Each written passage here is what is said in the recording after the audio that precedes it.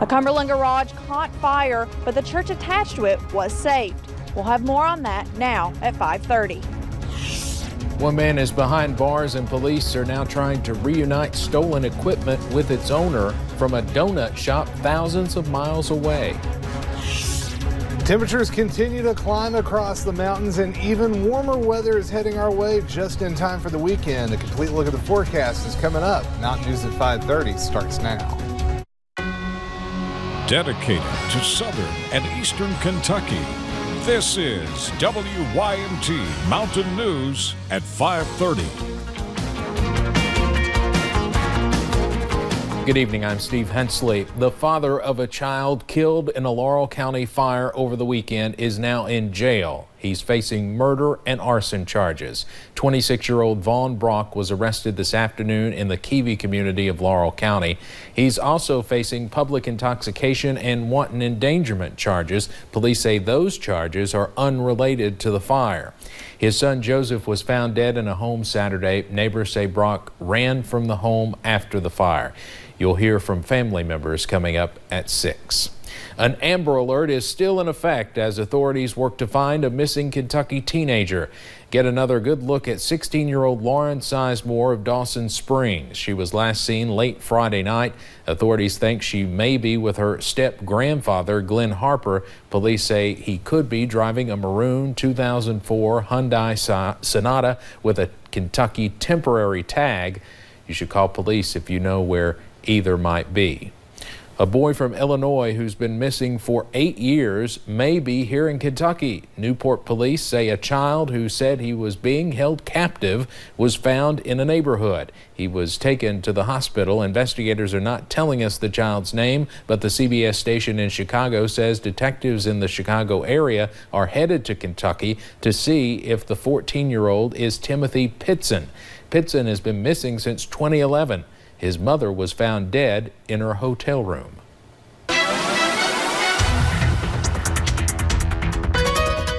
Been a pretty nice day of weather across southern and eastern Kentucky, and that trend's going to continue for one more day before rain chances return to the area. Here's a look at the view from our weather cam at the University of Virginia in Wise, and you can see a mix of sun and clouds all day. It has been a really nice day to get out and enjoy. Pinpoint Doppler not picking up on any precipitation in our neck of the woods. In fact, even as we switch over to the satellite and radar, hard to see many clouds, if any, out there across the region this evening. They're starting to build a little bit in western Kentucky out towards Bowling Green and Paducah, and we'll see a few passing clouds tonight. But besides that, dry conditions.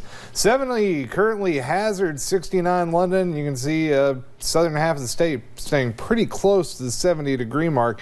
That's about 10 to 15 degrees warmer than we were this time yesterday. So a very mild evening shaping up across the mountains.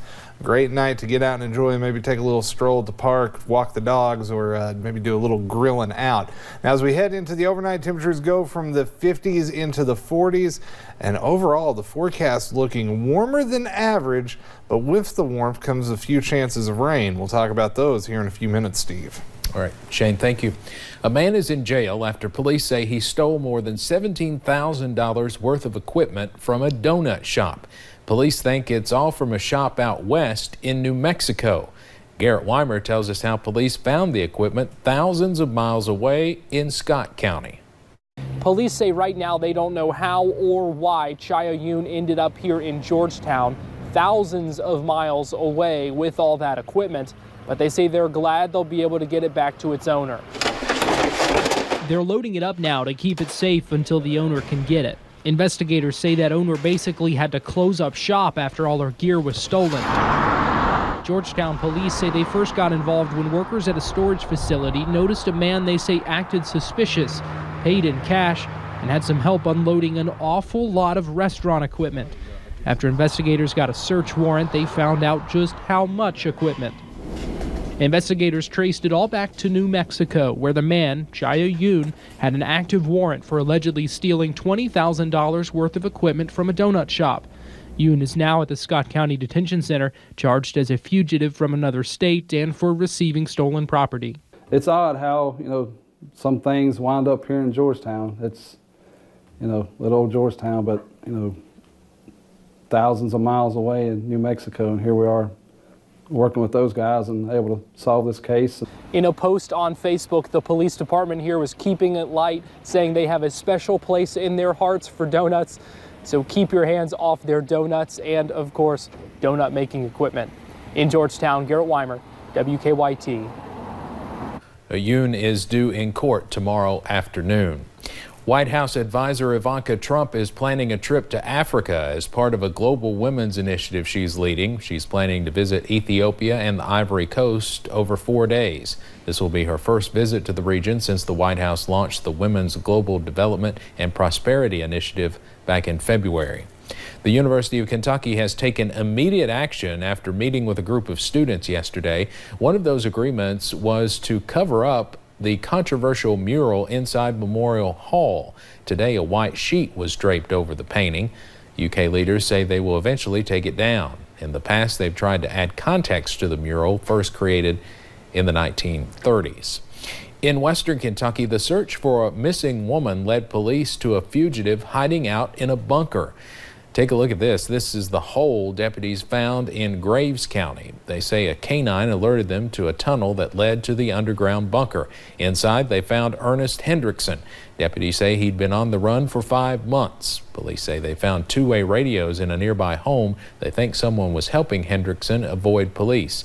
The search for Samantha Sperry, who's been missing for more than a year, continues. In Laurel County, deputies are investigating an overnight crash that sent one person to the hospital with serious injuries. It happened around 1:30 this morning on Dorothy Road, just south of London. Deputies say a semi flipped off a bridge and fell onto train tracks below. Police were able to stop oncoming trains. The driver, 51-year-old Daniel Lynch of Michigan, was taken to UK hospital. The first nonstop flight to Los Angeles from Louisville took to the skies this morning. The plane landed a few hours ago. It was a full flight. 128 people were on board. Airport officials say this flight is something passengers have been wanting for quite some time. It's official, the folks at Ale 8 are rolling out another new flavor. The Winchester business is releasing an orange cream flavor. It will hit the shelves in early May, marking just the second new flavor in the company's 93-year history. They say fountain pop-ups are coming soon. The announcement on Monday left many people wondering if it was just an April Fool's joke, but Ale 8 confirms it is for real. Last year, the company released Cherry Ale 8. Coming up on Mountain News at 5:30, research reveals a new approach doctors in Boston are using that could make more transplant organs available. We'll break that down for you. And the forecast taking a turn to the soggy side as we increase the warm temperatures. You can see 70% chance of rain on Friday and another good shot on Monday. We'll talk about how much rain we could see and about temperatures that could nearly reach 80 here in just a few minutes. Coming up, we'll take you to the slide at Ivel that closed one lane of US 23 to show you all the work that's being done.